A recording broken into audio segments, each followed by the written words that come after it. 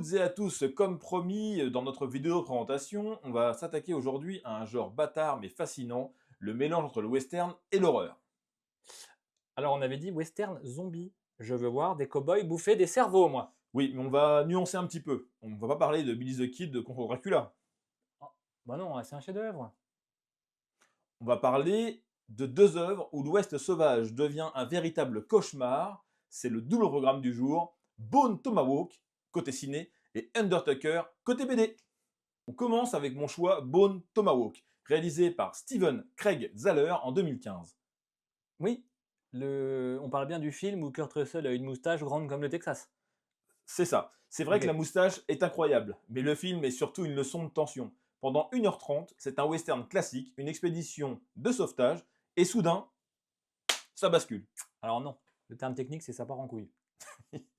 Il tombe sur une tribu de troglodytes, ce ne sont pas des zombies au sens strict, mais ils ne parlent pas, ils sont sauvages, et ils vous découpent littéralement. Alors oui, la scène de l'écartel de pas manger de viande pendant une semaine, c'est dégueulasse. C'est gore, oui, mais l'anecdote intéressante, c'est le budget.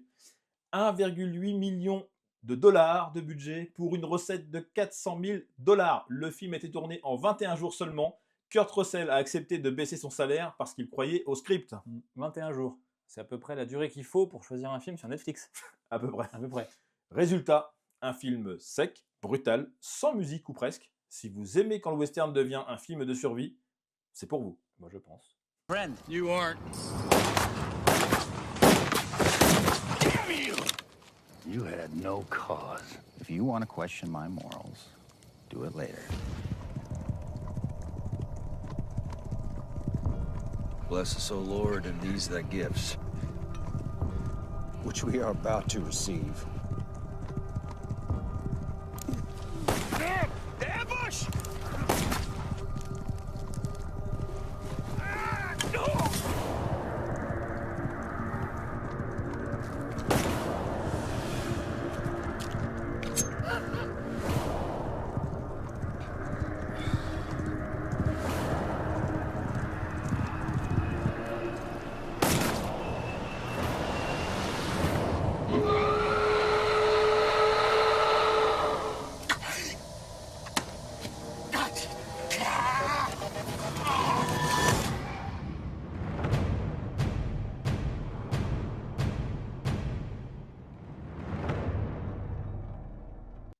Bon, à toi Nico, je t'ai laissé choisir la BD pour le thème zombie. Tu as ramené quoi? Walking Dead au Texas? Mieux, beaucoup mieux. Je vous ai ramené Undertaker de Xavier Dorisson et Ralph Meyer. C'est l'histoire de Jonas Crow, un croque-mort. Croque-mort. Un croque-mort, il est vivant? Oui. Et ses clients, ils sont morts? Oui. Ils reviennent à la vie? Non. Il n'y a pas de zombies dans ta BD là. Alors attends, le mec il transporte des cadavres remplis d'or. Il est poursuivi dans tout l'Ouest. Il a un vautour. Vautour. Il s'appelle La Mort, lui. L'ambiance est plus morbide qu'un film de Romero. Et chez Romero, il y a des zombies. C'est raccord. Ça marche? Ouais, enfin, c'est de la triche là. Non, c'est de l'interprétation artistique. Et graphiquement, je suis désolé, mais ça envoie quoi. Enfin, c'est... Voilà, c'est du lourd quoi. Ralph Meyer, c'est un peu le fils spirituel de Giro. La poussière, tu la manges, les visages sont burinés, c'est du western crépusculaire, comme on dit. Je reconnais que c'est une tuerie. Le tome 1, Le Mangeur d'Or, est un modèle de scénario. Voilà, donc ça compte, le héros vit avec la mort, il gagne sa vie avec la mort, c'est un zombie manager. Zombie Manager, je vais faire semblant d'accepter ça. Bah oui, parce que c'est vrai.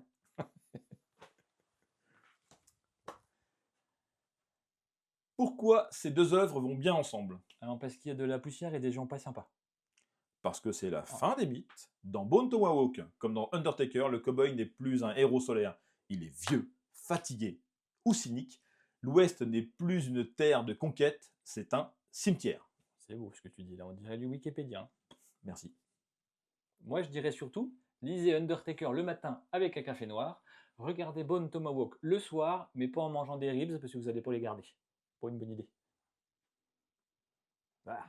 L'écartèlement. Dites-nous en commentaire si vous validez la mauvaise foi de Nico sur les zombies.